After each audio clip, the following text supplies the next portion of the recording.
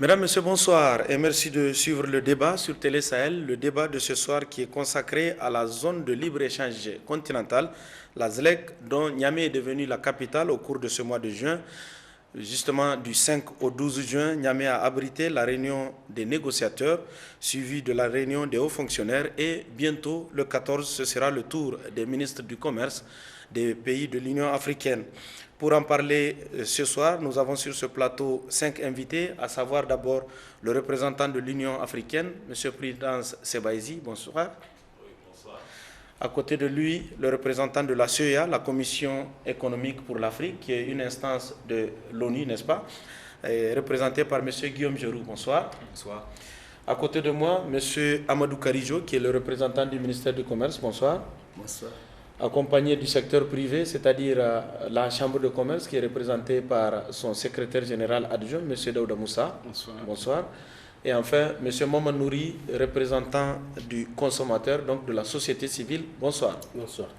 Voilà, mesdames, messieurs, le dispositif qui est en place et nous allons commencer tout d'abord à parler de la ZLEC elle-même, la zone de libre-échange continentale. Qu'est-ce que c'est, M. Sebaizi? Merci, M. Moussa. Avant de commencer à parler de la zone de libre-échange continentale, je voudrais d'abord, au nom du commissaire ambassadeur Albert Muchanga, commissaire du trade, du commerce et industrie de l'Union africaine, remercier le peuple nigérien ainsi que le président, les ministres de l'accueil chaleureux et l'hospitalité qui nous a été accordée depuis que nous sommes arrivés la semaine passée. Nous sommes ici pour une durée de 2 semaines pour conduire les négociations sur la zone de libre-échange continentale. Pour cette raison, je devrais mettre en évidence quelques explications concernant ce que c'est la zone de libre-échange continentale, comme vous l'avez demandé. Un peu de mots quand on parle de la zone de libre-échange continentale. Donc nous attendons une zone géographique là où les biens et les services peuvent circuler librement. Donc les biens et les services circulent librement, c'est-à-dire donc il n'y a pas de tarifs, de mesures tarifaires sur les biens qui traversent les frontières. Et aussi, il n'y a pas de restrictions sur les services qui sont offerts à travers les pays, à travers les pays qui constituent le continent africain. En Afrique, nous avons 55 pays qui sont membres de l'Union africaine. Donc, c'est-à-dire qu'on va assurer que les biens traversent tous ces 55 pays sans restriction aucune. Tous les services vont circuler librement, ainsi que le peuple, les personnes. Donc, un peu de mots, c'est ça que nous attendons de la zone de libre-échange continentale. Ok. Alors, vous avez quelque chose à ajouter, M. Geroux, par rapport à la définition même de la ZLEC et aux attentes des populations africaines? Alors, tout d'abord, donc, je voudrais simplement vous remercier d'accueillir la Commission économique des Nations Unies pour l'Afrique et de nous faire participer à ce débat. Simplement pour peut-être affiner un petit peu l'excellente définition que M. Sebaizi nous a donnée. La zone de libre-échange donc, vise à créer une zone de libre circulation des biens et des services, et peut-être à terme des personnes. Et l'objectif est de créer un marché unique qui regrouperait les 55 économies qui sont aujourd'hui petites et fragmentées au sein du continent en un seul marché qui comprendrait plus d'1 milliard de consommateurs, dont plus de 300 millions qui appartiennent aujourd'hui déjà à la classe moyenne. Je voudrais simplement préciser à cet égard qu'aujourd'hui, parmi les 55 économies dont on parle, il y en a plus de 10 qui ne représentent un potentiel que de 2 millions de consommateurs, et seulement 2 qui en représentent plus de 100. Ok. C'est un peu déséquilibré. Alors, la cause est noble pour la constitution de cette ZLEC, mais ce sont des défis énormes, M. Karijo. J'ai dit que vous représentez le ministère du Commerce, mais j'ai omis d'ajouter que vous êtes négociateur en chef pour le Niger. Quels sont les défis liés à la mise en place de cette zone de libre-échange? Merci une fois de plus, M. Moussa Yaya. Merci à Télé Sahel de nous accueillir dans ce lieu. Et merci à Télé Sahel une fois de plus de nous donner l'opportunité de parler d'un dossier qui est pour le Niger très important. C'est parce que c'est un dossier qui a été confié à son Excellence Mahamadou Issoufou par ses pairs de l'Union africaine et que le ministère du Commerce à travers son Excellence Saad Seydou, ministre du Commerce et de la Promotion, suit avec la plus grande attention. Au fond, il faut se rendre compte d'une chose. Nous, en Afrique, la situation que nous traversons en tant qu'Africains et que les bases ont été jetées depuis, comme j'ai l'habitude de le dire, depuis l'organisation de l'unité africaine. À partir de ça, où est-ce que nous en sommes en termes d'intégration? Et le constat qui ressort, au départ, c'était des questions politiques qu'on gérait. Il est temps de passer aux questions économiques pour chercher le bien-être des populations africaines. Le défi qui à tous nos dirigeants, c'est la recherche du bien-être des peuples africains. C'est une intégration des peuples que nous recherchons. Et si nous nous référons au traité d'Abuja, le traité d'Abuja dit qu'à terme, il faut créer une communauté économique africaine, véritable, un marché unique. Mais il y a des étapes qu'il faut suivre. Les étapes, l'une des premières étapes, c'est la création de cette zone de libre-échange continentale qui facilitera la circulation des biens et des services dans l'espace l'espace africain, comme l'a dit mes collègues. Mais il faut dire que en la créant, chacun gardera sa politique commerciale extérieure vis-à-vis des autres partenaires. Donc ça ne porte pas préjudice à la politique commerciale extérieure vis-à-vis des autres partenaires. Ça ne concerne que entre nous Africains, ce que nous pouvons faire en termes de sacrifice, parce qu'il y a lieu quand même d'abattre les frontières. Je parle du point de vue économique et commercial. Il faut abattre. Et ça sous-entend faire perdre aux États certains gains aussi. Oui, au fond, ça a des enjeux en termes de perte de recettes fiscales. Il y a aussi des industries qui peuvent être menacées. Il y a aussi les conséquences sociales que ça peut engendrer, parce que lorsque vous parlez des industries qui sont menacées, vous pouvez vous retrouver avec des industries qui ferment, et donc des chômages que ça peut avoir. Mais dans tous les cas, un accord de ce genre, on l'aborde doublement. Il y a l'accord qu'on négocie, mais parallèlement, il faut prévoir des mesures d'accompagnement pour quand même atténuer les effets néfastes par rapport à la question. Ok, on va y revenir quand on abordera la question des négociations, mais en termes d'attente au niveau du secteur privé, qu'est-ce que les opérateurs économiques nigériens attendent de cette zone de libre-échange continentale? D'accord, merci M. Moussa. Avant de parler des attentes, j'allais plutôt aborder les défis, parce qu'une zone de libre-échange qui, plus que le secteur privé, doit être soucieux de sa bonne mise en place, parce que le secteur privé, comme vous le savez, c'est quand même l'acteur essentiel qui produit des services, qui produit des biens et qui commerce par le biais de ses produits et de ses services. Naturellement, le défi est double pour des pays comme le Niger. À la fois un défi de compétitivité et d'industrialisation. Relativement à la faiblesse de notre économie, c'est sûr que nous ne sommes pas au même diapason que les autres pays. Donc ces défis du moins, sont très clairs. Mais en termes d'attente, ce qu'on puisse cheminer avec les autres, mais en ayant à l'esprit qu'il faut de la flexibilité dans la démarche pour accompagner ces économies faibles et leur permettre aussi de compétir comme les autres économies. Comme il l'a dit, donc vous attendez des mesures d'accompagnement. Tout à fait, parfaitement. On attend des mesures d'accompagnement et de la flexibilité. D'accord. Alors, au-delà du secteur privé, au-delà des commerçants, je veux dire, M. Karijo l'a dit, c'est une intégration des peuples qui est attendue. M. Momanouri, qu'est-ce que concrètement les populations peuvent tirer et quelles sont vos craintes aussi liées à cette zone de libre-échange? Merci beaucoup. Vraiment, je profite de l'occasion pour vous remercier très sincèrement pour avoir organisé ce débat si intéressant au moment où il y a des discussions, en tout cas très poussées sur la zone économique, la zone de libre-échange continentale. Il y en a des profits, et tout comme il y a en tout cas des craintes. Les profits, c'est la circulation des produits de consommation, la diversification de l'offre. De l'offre de services, de l'offre de produits. Ça, c'est un avantage et c'est des produits du continent. C'est des produits qu'on peut partager d'un pays à un autre. Sans barrière. Sans frais, peut-être des produits beaucoup plus accessibles en termes de prix, mais aussi beaucoup plus disponibles, en tout cas en termes de quantité. Ça, c'est un avantage indéniable si toutefois, en tout cas, certaines craintes sont levées, parce que quand on dit zone de libre-échange, on sait pour la plupart de nos États, en tout cas au sud du Sahara, le commerce est relativement traditionnel, pas tellement moderne.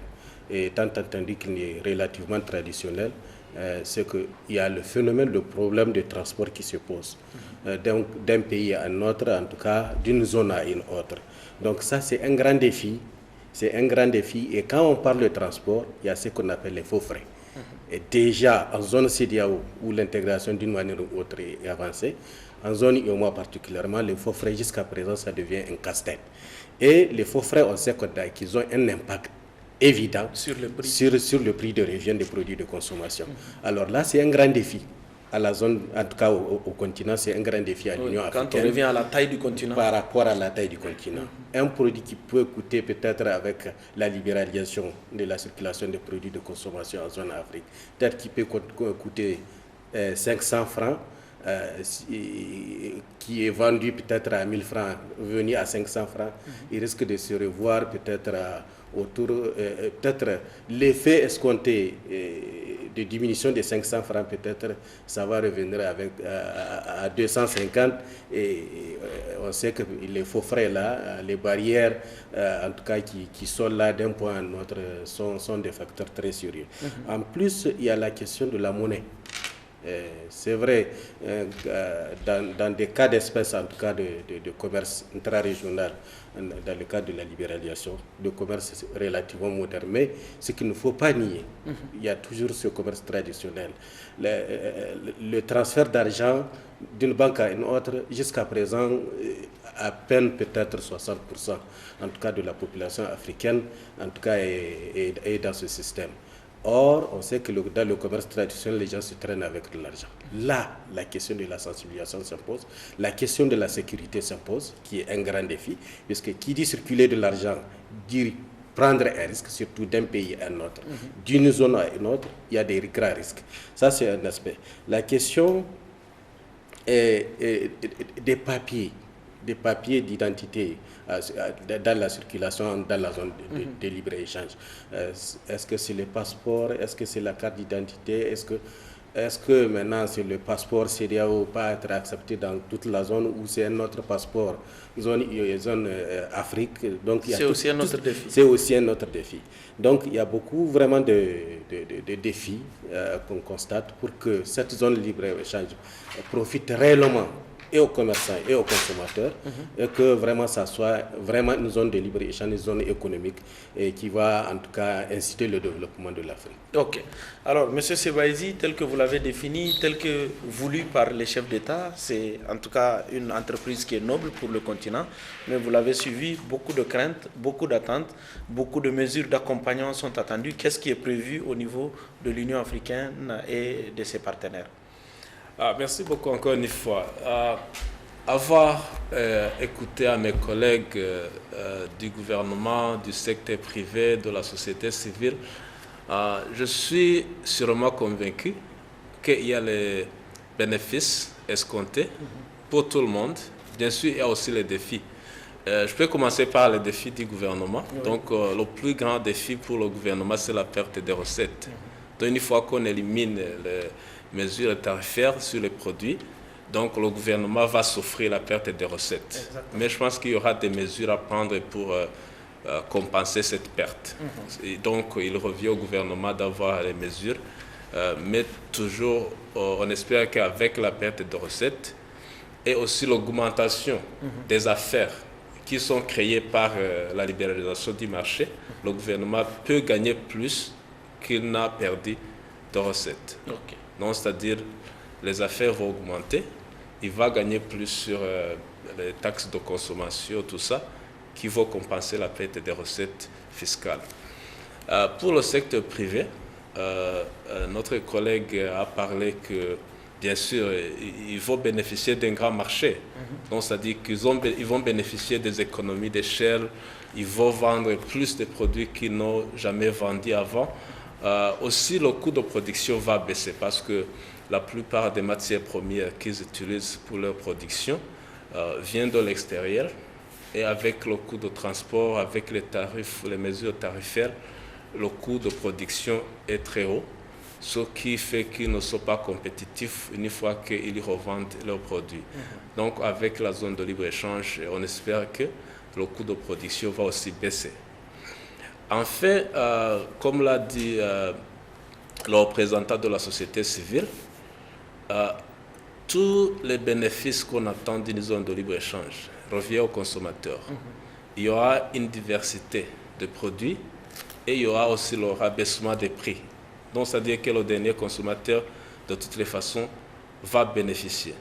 Alors, comment est-ce qu'on peut balancer les craintes, les bénéfices, les pertes? Il revient au gouvernement encore de repenser ses politiques nationales, voir comment distribuer les richesses. Donc, le gouvernement, une fois qu'on a sacrifié les recettes fiscales et qu'on a bénéficié beaucoup à l'augmentation des affaires à travers les taxes internes, il doit aussi voir les mesures d'accompagnement qui vont peut-être assister au secteur privé, aux petites entreprises, à ne pas perdre leurs affaires.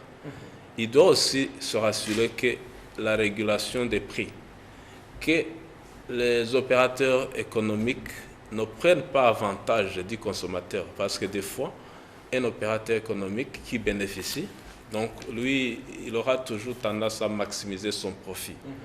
Même si son coût de production a baissé, il peut ne pas baisser les prix. Oui. Donc, il faut que le gouvernement soit là, soit vigilant pour voir un travail de régulation pour voir si la diminution du coût de production a un impact positif sur le prix des produits finis que le consommateur va acheter sur le marché. Okay. Mais je voudrais aussi dire que ce n'est pas seulement la libéralisation des biens et des services que l'agenda du continent africain. Il y a aussi les mesures d'accompagnement. Il y a les mesures liées à l'amélioration des infrastructures. Donc, pour faciliter cette libre circulation. M. Nouri a soulevé la question de transport. Oui, la question de transport. Il y a d'autres programmes qui vont faciliter l'amélioration des infrastructures. Il y a des programmes parallèles qui vont assurer la libre circulation des personnes.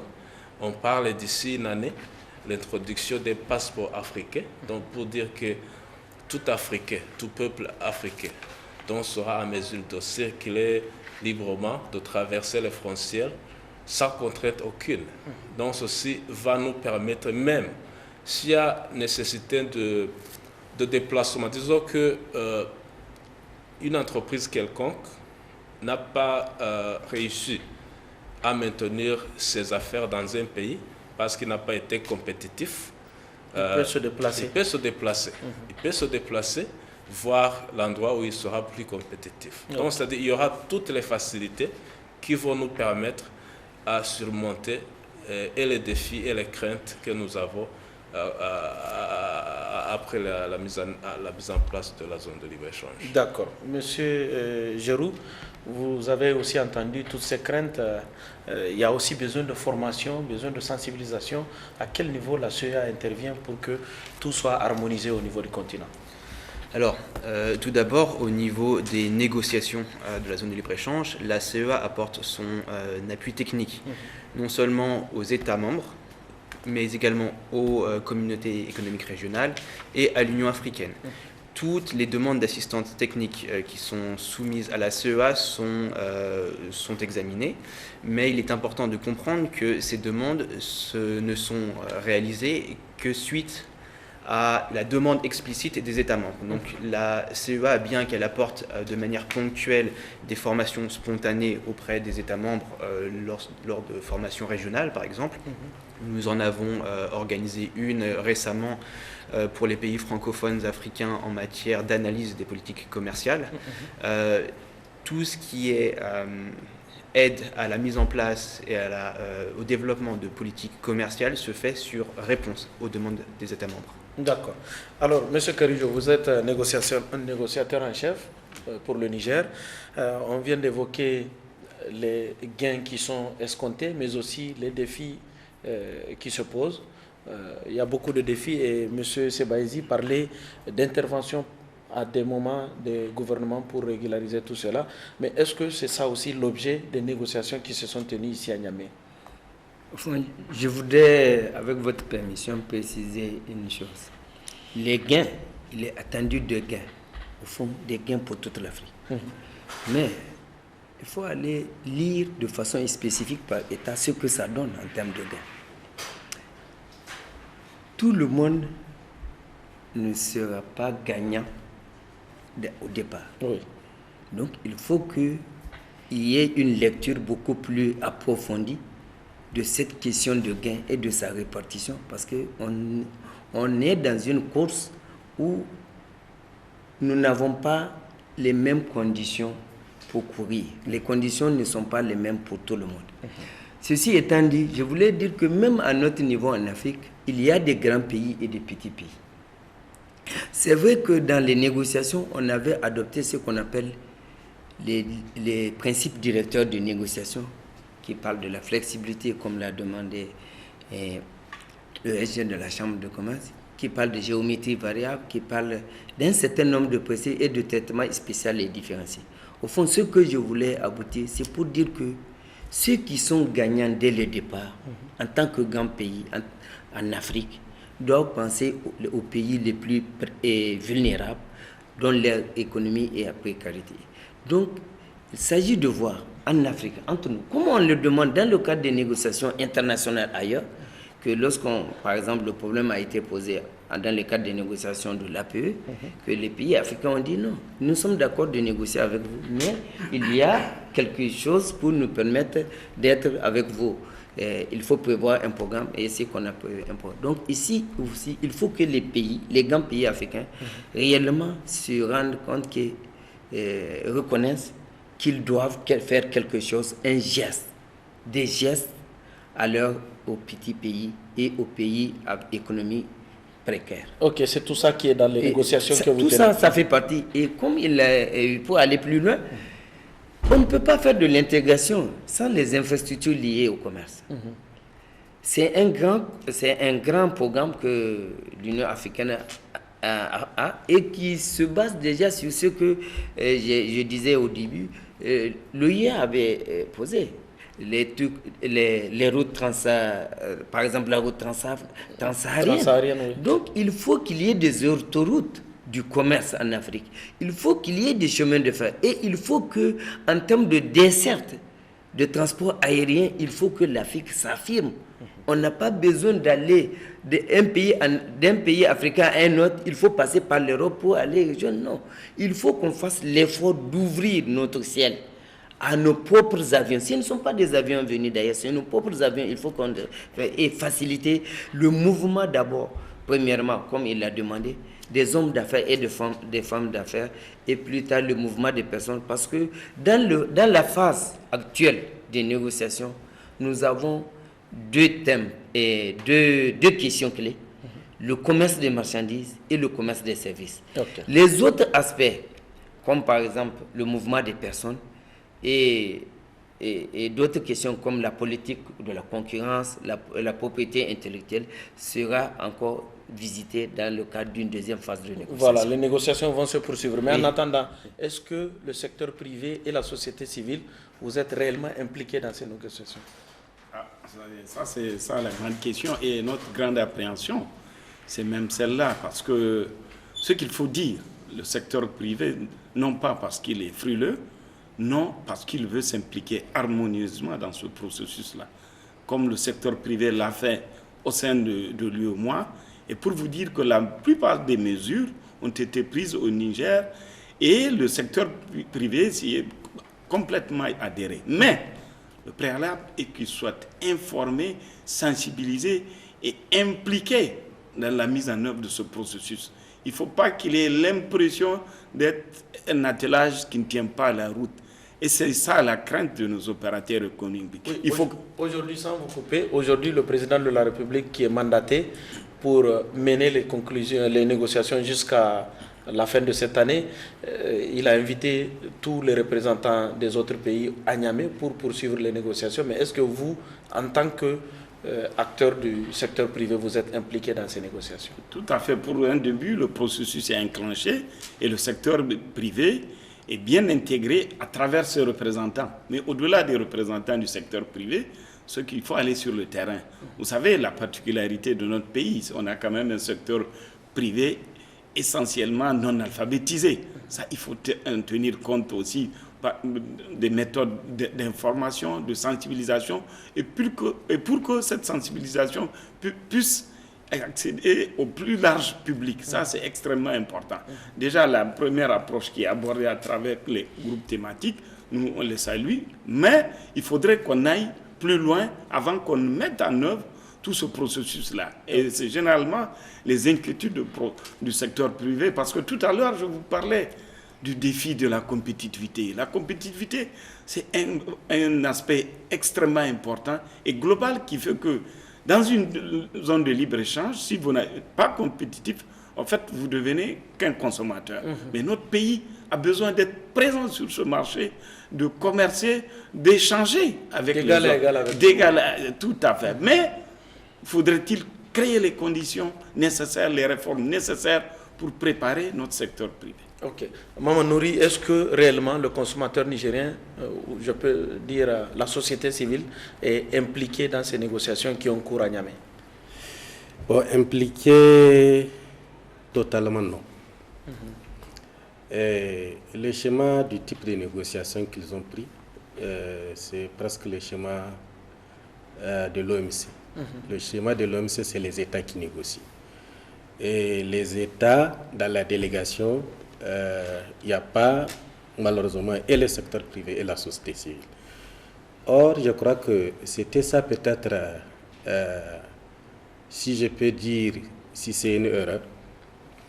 Et je crois que l'Afrique, de façon globale, à travers les régions, a eu beaucoup d'expérience, que ce soit dans les négociations OMC, que ce soit dans les négociations APE. Et c'est surtout au niveau des négociations APE que le secteur privé et la société civile ont été impliqués totalement. Mais quand même, il y a des comités nationaux dans lesquels, en tout cas, les acteurs siègent.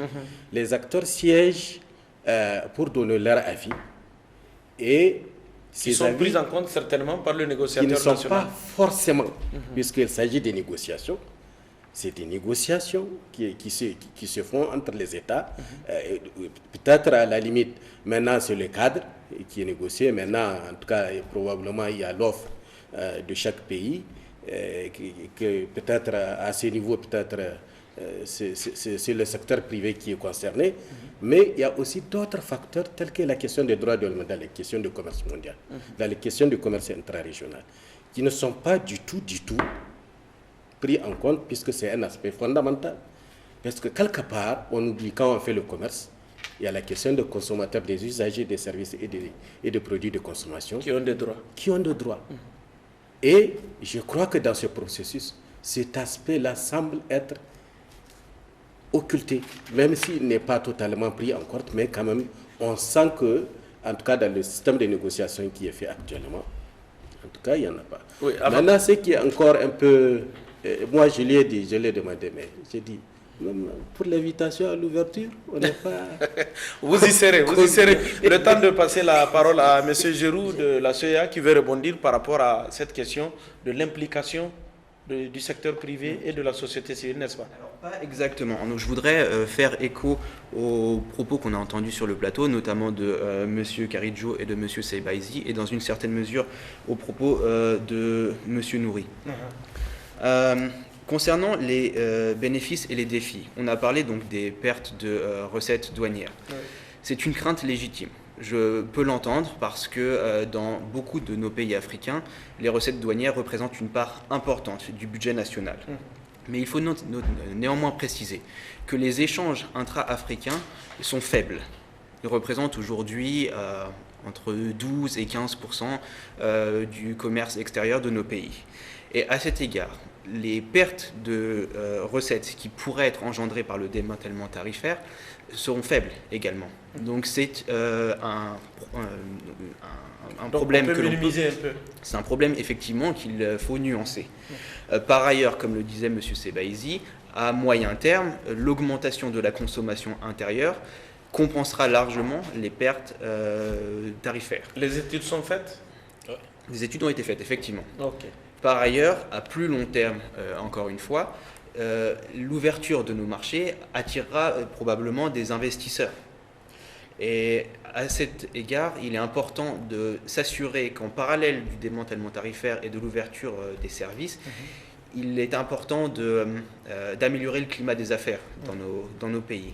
Et c'est pour ça que dès aujourd'hui, dans le cadre de la négociation des services notamment, il est important de mettre l'accent sur l'ouverture des services qui permettront d'améliorer ce climat des affaires. Je pense notamment aux services financiers, aux services relatifs aux infrastructures. Ok. Alors, sur les négociations, est-ce que les avis de ces secteurs-là qui sont représentés dans votre comité national sont réellement pris en compte? Moi, je veux parler beaucoup plus de l'implication. Ça englobe tout. Au fond, nous avons au Niger, nous avons créé un comité national qui regroupe une cinquantaine de structures, donc qui va des administrations, que ce soit l'administration, les secteurs privés, la société civile et même les syndicats. Généralement, les membres nous ont toujours accompagnés et le secteur privé nigérien nous ont toujours accompagnés dans le cadre des négociations commerciales, que ce soit dans tous les... En tout cas, ce que nous avons fait par le passé, notamment les APE, où ils ont été quand même, il faut le dire, d'intégrants secours pour l'administration. Vraiment. Ceci étant dit, il avait souligné l'approche adoptée par l'Union africaine dans les négociations, c'est les États qui sont en avant. Qui sont en avant parce que c'est des engagements. Et l'objectif, c'est de créer le cadre que maintenant, dans ce cadre-là, le secteur privé peut s'émouvoir davantage. Et parallèlement aux négociations de la zone de libre-échange que l'Union africaine a enclenchée, il y a aussi la plateforme économique africaine qui a été créée, dont la première édition a eu lieu en mars passé à Maurice. C'est le cadre propice pour le secteur privé pour parler vraiment des difficultés et des préoccupations du secteur privé africain et faire un document de plaidoyer qu'ils vont adresser à la plus haute instance de l'Union africaine. Donc pour revenir à nous, c'est comme ça que dans le comité national, nous avons aussi divisé ça en 7 groupes. C'est-à-dire pour tenir compte des thèmes réellement. Et chaque thème a été attribué à un ministère, puisque dans les attributions de ce ministère, c'est le ministère qui gère cette question. Donc c'est ça. Et dans chaque groupe, vous avez, comme l'a dit le SG de la Chambre de commerce, vous avez des représentants du secteur privé et des représentants de la société civile. Mais ce qu'on va faire, peut-être on ira beaucoup plus loin pour que, à l'avenir, même si il faudrait faire entorse, même des choses, pour qu'il puisse faire partie même de la délégation pour aller voilà, c'est le souci de Je pense que c'est le souci et ce souci-là, il le sait. On l'avait échangé avec le président de la Chambre lors de la visite de l'ancien commissaire. On avait dit que le ministère du Commerce a intégré ça dans sa démarche. D'accord, merci le ministère. Monsieur Sebaïzi de l'Union africaine, vous avez certainement d'autres réactions, mais je voudrais surtout vous demander quelle est la contribution des instances régionales, genre CEDEAO, UEMOA, dans ces négociations. Oui, j'ai entendu votre question. Je vais la répondre et puis j'ai aussi une clarification à faire à propos de l'implication des acteurs. Allez-y, c'est très important aussi. Bien sûr, il faut attendre que les gouvernements, les chefs des temps. Ils représentent leur pays et ils représentent aussi les intérêts du peuple. Donc, normalement, les négociations sont menées par les États membres. Mais c'est sous-entendu que les États membres représentent les intérêts nationaux. Et les intérêts nationaux sont basés par les intérêts du peuple. Parce que l'objectif global du gouvernement, c'est d'assurer le bien-être de la population, c'est protéger les intérêts de son peuple, c'est la distribution des revenus. Donc, c'est sous-entendu que tout ce qu'on fait là-bas, c'est pour les intérêts du peuple. Il a parlé des structures nationales de négociation. Quand on fait les négociations, on met en place les structures nationales. Donc, ce sont à travers de ces structures nationales que les acteurs doivent trouver leur place. Parce que normalement, avant de formuler une position d'un pays, on doit se rassurer que les positions des différents acteurs sont déjà inclus. Donc c'est là où j'allais faire des petites clarifications. Okay. Et puis il y a aussi des plateformes qui sont au niveau continental, là où la société civile, le secteur privé peut aussi avancer les idées, comme il a parlé de la plateforme continentale économique africaine. Nous organisons la semaine d'e-commerce chaque 2 ans, je pense chaque 2 ans. Nous avons ce que nous appelons la semaine africaine du commerce. Okay. Là-bas, nous invitons tout le monde, y compris les acteurs du secteur privé, de la société civile, donc pour recueillir les idées. Donc, il y a les différentes instances où on peut articuler vos intérêts.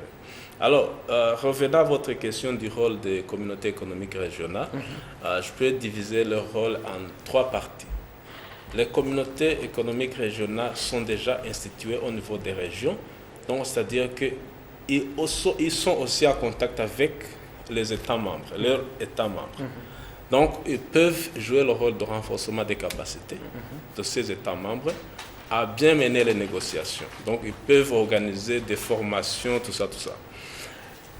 Ils peuvent également jouer le rôle de coordination des positions nationales. Au lieu d'avoir les 15 pays de la CEDEAO venir au niveau de l'Union africaine par là de 15 différentes voix. Un rang dispersé, comme on dit. Voilà. Donc, la CEDEAO doit réunir ses membres au niveau de la région, de la sous-région, et puis s'accorder à une seule position. Une fois qu'ils sont là-bas pour les négociations, ils vont parler de la même voix. Ça, c'est très important. C'est la coordination de leur position. Et puis, le troisième rôle, c'est le rôle de sensibilisation, qui n'est pas le rôle même des CR seulement, mais qui est le rôle de tout négociateur. Donc, les CR, les communautés économiques régionales, doivent aussi jouer le rôle de sensibilisation. Ils peuvent sensibiliser les États membres, ils peuvent sensibiliser les acteurs du secteur privé, de la société civile, et tout le monde qui a intérêt. Donc, c'est ça que j'allais articuler à ce qui concerne le rôle des CER. Monsieur Giroux, est-ce que les CER qui sont les plus avancés, les mieux outillés, est-ce qu'on peut les prendre en exemple aussi? Alors, il faut comprendre que les zones de libre-échange régionales sont l'un des blocs sur lesquels la zone de libre-échange continentale devrait être créée. Les communautés économiques régionales, au sein desquelles certaines sont au stade de la zone de libre-échange, c'est que par exemple le cas de la SADC ou du COMESA, sont plus avancées que d'autres, comme la SENSAD par exemple, ou l'IGAD, qui n'ont pas mis en place de programme d'intégration économique à ce stade.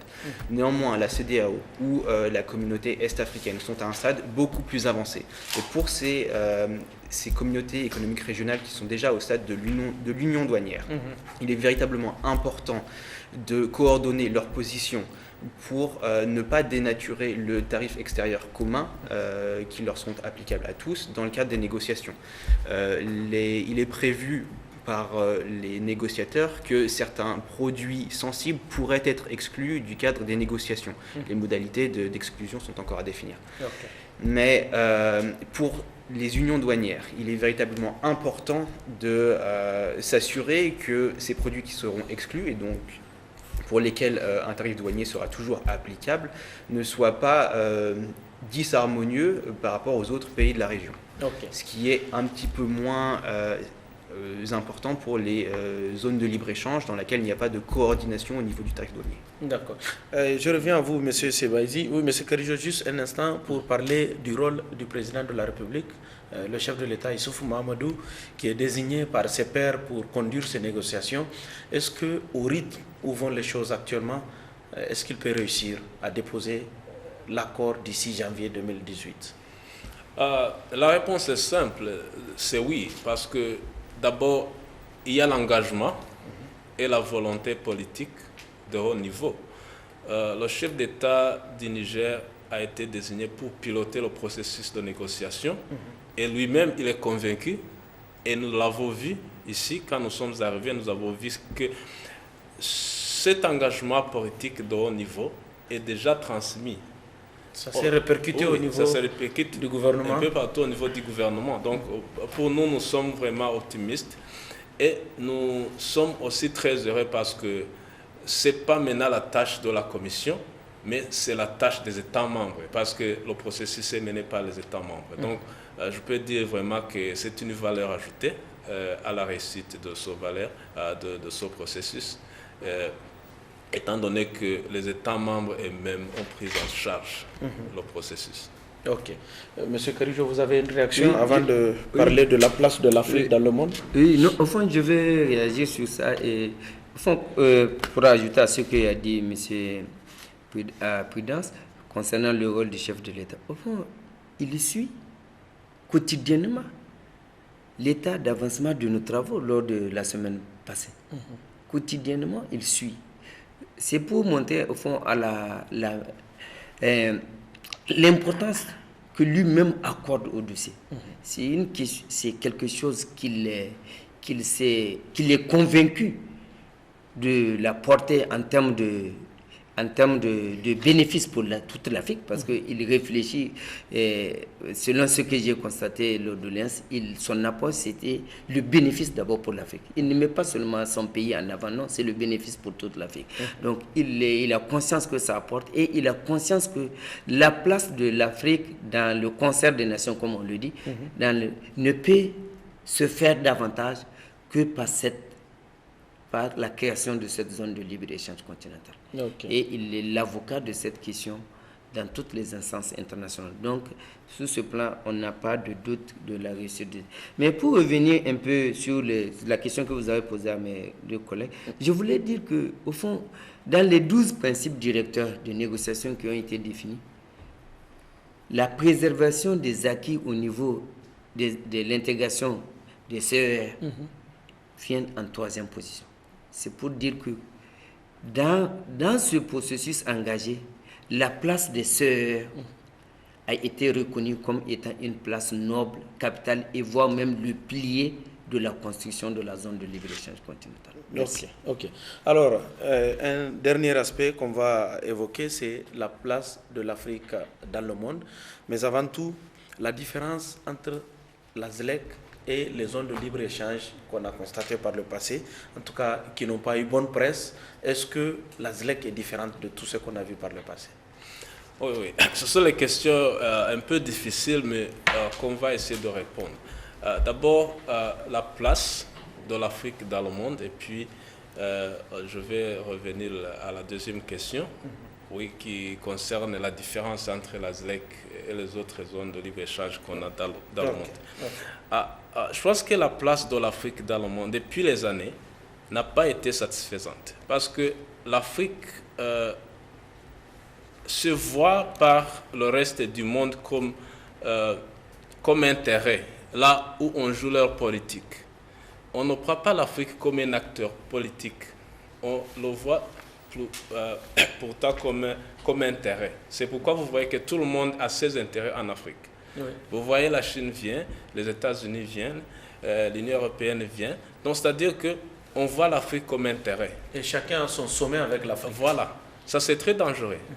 Je n'ai jamais vu l'Afrique jouer sa politique en Chine, jouer sa politique aux États-Unis, en Europe. Oui. Ça n'existe pas. Donc, nous sommes là pour recevoir. Alors, il faut changer ça. Comment est-ce qu'on peut changer ça? Donc, il faut nous unir d'abord.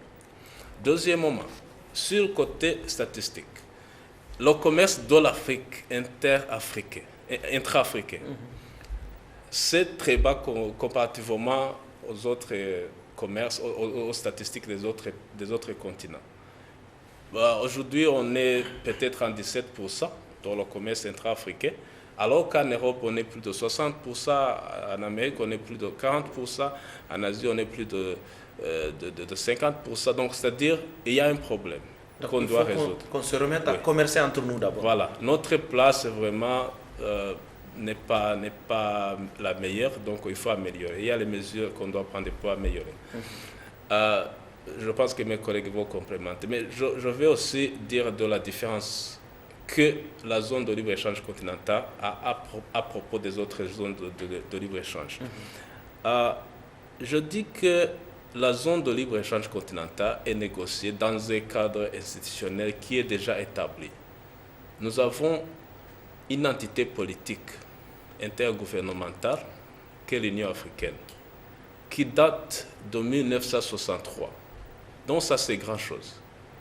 Pour les autres communautés économiques que vous voyez, ils ont commencé à zéro, donc à créer une zone de libre-échange et puis un marché commun, tout ça, mais il n'y avait pas de cadre institutionnel politique. Donc pour nous, je dirais qu'on a déjà construit une maison. Oui. Donc nous sommes en train de la nettoyer parce que la maison existe. Donc c'est ça la seule différence en un mot. Ok. Monsieur Giroux, vous voulez réagir par rapport à la différence entre la ZLEC et les autres zones de libre-échange qu'on a vues par le passé et qui n'ont pas eu bonne presse, surtout il faut le préciser. Alors, donc vous disiez que les accords de libre-échange ont ces dernières années eu mauvaise presse. La question qu'il faut se poser, c'est pourquoi est-ce que ces accords ont eu mauvaise presse. Je pense qu'il y a 3 raisons particulières à ça. La première, c'est d'abord donc les risques liés à l'ouverture des marchés. Messieurs Moussa et Monsieur Nouri en ont très bien parlé. J'ai déjà aussi parlé donc des éventuelles réponses qu'on peut faire à ça, notamment grâce aux exclusions de certaines lignes tarifaires qui pourraient être protégées dans le cadre de la libéralisation. D'autre part, l'une des raisons pour lesquelles les accords, notamment entre l'Union européenne et le Canada, ou l'Union européenne et les États-Unis, ont été très décriés en Europe notamment, c'est à cause du mécanisme de règlement des différends entre investisseurs et États, qui permettrait donc à un investisseur puissant d'attaquer directement un État lorsque celui-ci met en place des réglementations ou des lois qui pourraient être préjudiciables à leurs affaires au sein du pays. Ce type de mécanisme de règlement des différends n'existe pour l'instant pas au sein de la zone de libre-échange continentale. D'abord parce que les investissements sont une question qui seront débattues à une phase ultérieure des négociations. Enfin, le troisième élément que je voudrais souligner, c'est toujours dans le cadre des négociations entre l'Union européenne et le Canada, on a entendu parler d'une possibilité de nivellement par le bas des réglementations, notamment sanitaires. Encore une fois, dans le cadre des négociations de la ZLEC, il n'y a pas de mécanisme prévoyant une coopération en matière de réglementation sanitaire ou technique. Et à cet égard, les États disposent de l'entière capacité à mettre en place les réglementations ou les législations qui sont les plus appropriées pour défendre ses consommateurs ou son environnement. Ok. Alors, Monsieur Daouda Moussa, qui représente le secteur privé, êtes-vous rassuré après tout ce qu'on vient d'entendre par rapport à la ZLEC qui saurait mieux vous défendre que toute autre zone de libre-échange? Disons que je suis mieux édifié. Et ce qu'il faut dire, la zone de libre-échange continentale, si elle doit réussir avec le secteur privé. Et si elle échoue, c'est avec le secteur privé. Donc nous avons tout intérêt à ce qu'on soit mieux impliqués et le contexte international, le contexte économique international et les intérêts des différents pays nous l'imposent. Tout à l'heure, monsieur Prudence parlait tantôt du niveau des échanges commerciaux intra-africains qui est de l'ordre de 10%, alors que dans des zones comme l'Europe, l'Amérique et l'Asie, respectivement de 70, 52 et 50%. Et l'Afrique aujourd'hui ne représente que 2% du commerce international. Est-ce qu'avec cette situation, il faut continuer à avoir de la frilosité? Non. Moi, je crois que, comme disait un penseur politique sénégalais, le train, il faut le prendre sous peine d'être laissé en quai. Mais encore faudrait-il qu'on crée les conditions nécessaires à ce que tout le monde trouve son compte. Disons, comme dirait l'autre, dans le cadre d'un partenariat gagnant-gagnant. Ok. Alors, M. Momanouri, vous l'avez entendu tout à l'heure, jusqu'ici, l'Afrique était considérée comme un terrain où chacun venait chercher à apporter en tout cas ce que nous allons consommer. Nous, on est toujours consommateurs. Et cette fois-ci, avec la ZLEG, probablement, on sera un acteur commercial du monde qui va négocier d'égal à égal avec les autres zones. Est-ce que vous, en tant que représentant des consommateurs, ça vous rassure cela? Plus ou moins. Je crois que c'est vrai, la zone de libre-échange, c'est des produits d'origine. Mais il ne faut pas que ça serve d'occasion, en tout cas du commerce des produits des autres. C'est surtout ça qu'il faut éviter et c'est surtout... Soyez plus explicite. En fait, quand on parle de zone de libre-échange continentale, les produits d'origine, c'est les produits des pays membres de l'Afrique. Oui. Et il ne faut pas que ça serve d'occasion de délocalisation des entreprises à travers le monde qui viennent s'installer. Et à travers la délocalisation, on importe d'autres produits sous le label des entreprises et qu'on commerce en Afrique. Cela existe. Rien qu'en zone CEDEAO, on vit ce phénomène-là. Donc là, c'est au niveau de l'Union africaine et dans le processus de négociation de prendre toutes les dispositions idoines pour que réellement ce commerce intra-régional bénéficie à l'Afrique, aux Africains et aux consommateurs africains. Okay. D'abord, puisqu'il s'agit de produits d'origine. Ça, c'est notre petite crainte. C'est une petite crainte. Il y en a déjà des zones de libre-échange. Zone CEDEAO, on peut supposer que nous sommes déjà une zone de libre-échange. C'est une zone économique. Là, une autre zone de libre-échange beaucoup plus globale, elle vient se greffer. C'est une question, mais c'est une crainte. Alors, c'est quoi ce chevauchement-là? Puisque dans les négociations, c'est vrai, il y a la coordination de la CEDEAO pour l'Afrique de l'Ouest, pour que, en tout cas, les offres au moins coïncident exactement avec les autres offres au niveau régional et surtout avec les autres offres au niveau international. Donc, il y a cette crainte de chevauchement. Ça, je crois que M. Sebaizi a répondu à cela au début. Ensuite, une autre préoccupation, c'est les questions des mesures sanitaires et phytosanitaires, les mesures SPS. C'est vrai, au niveau de l'Union africaine, ils ont un mécanisme sur ça. Mais cela ne peut pas exempter l'Union africaine d'accompagner les États, notamment dans le renforcement des capacités des États. Surtout les États qui n'ont pas de dispositifs jusqu'à présent intéressants pour que, en tout cas, ces mesures sanitaires et phytosanitaires soient mieux prises en compte dans le cadre de l'ouverture des marchés, notamment dans les questions. Ok, merci M. Momanouri. M. Sebaizi, je crois que vous avez évoqué l'un des aspects où il parle de chevauchement au départ, que les instances régionales qui sont les mieux loties seront conservées, je crois, comme vous l'avez dit. Si vous pouvez lui répéter un peu de manière succincte quand même, puisque le temps est largement épuisé. Qu'est-ce qu'on peut retenir pour un peu atténuer les craintes de M. Nouri? Donc, la question de chevauchement au niveau des communautés économiques régionales sera résolue par la mise en place de la zone de libre-échange continentale. Donc, ce qu'on va voir, c'est que nous sommes en train de mettre en place une politique du commerce au niveau du continent. Mais cela n'empêche qu'il y a les programmes qui sont déjà au niveau des communautés qui vont rester à être opérationnels. Et comme mon collègue a dit, les communautés économiques régionales seront les piliers, donc sont les piliers de la zone de libre-échange continentale. C'est ça le principe. Donc nous allons bâtir de ce que les CR ont déjà bâti et puis construire une grande maison. Voilà. Donc il n'y aura pas de problème à ce niveau. Oui. Vous avez autre chose à ajouter? Parce que le temps qui nous est imparti est épuisé et on finira avec M. Karijo, bien sûr. Ok, il a bien dit que l'inquiétude est qu'on sera sûr qu'on commercialise les produits d'origine de l'Afrique. Oui, ça c'est vrai.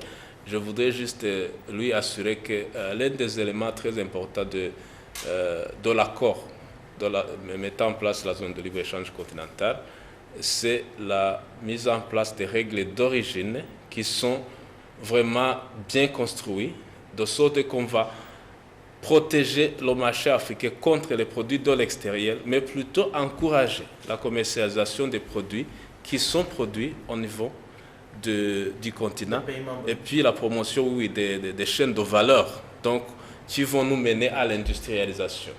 Et puis, deuxièmement, ce qui est très important encore dans l'accord, c'est la facilitation des échanges. Donc, il faut nous rassurer que le mouvement des produits qui sont produits au niveau du continent soit facilité pour que il vous sera facile de commercialiser entre les pays africains que d'importer de l'extérieur. Voilà, merci M. Sebaizi. Karijo, pour finir, qu'est-ce qu'on peut retenir malgré tout ce qu'on s'est dit? Il y a encore des craintes qui persistent. Comment rassurer tout le monde? Merci. Je voulais dire réellement, les préoccupations et les inquiétudes sont bien réelles. Mais elles ne sont pas dues exclusivement à la libéralisation qui viendra des négociations qui sont en cours. Parce que deux fois, les gens ont aussi en arrière quelles nos capacités d'offres commerciales. Lorsque les capacités d'offres commerciales sont inexistantes, voire sont limitées, ça donne plus d'inquiétude, plus de préoccupations aux uns et aux autres. Au fond, je voulais dire que pour ça, les solutions doivent venir de nous. Il nous revient de travailler sur les potentialités que nous avons, surtout en transformant ce que nous disons comme nous avons comme avantage comparatif en avantage compétitif. C'est-à-dire les produits sur lesquels, ou les filières sur lesquels nous, lorsque vous voyez les différentes politiques de développement du Niger, vous savez sur quoi elles s'appuient.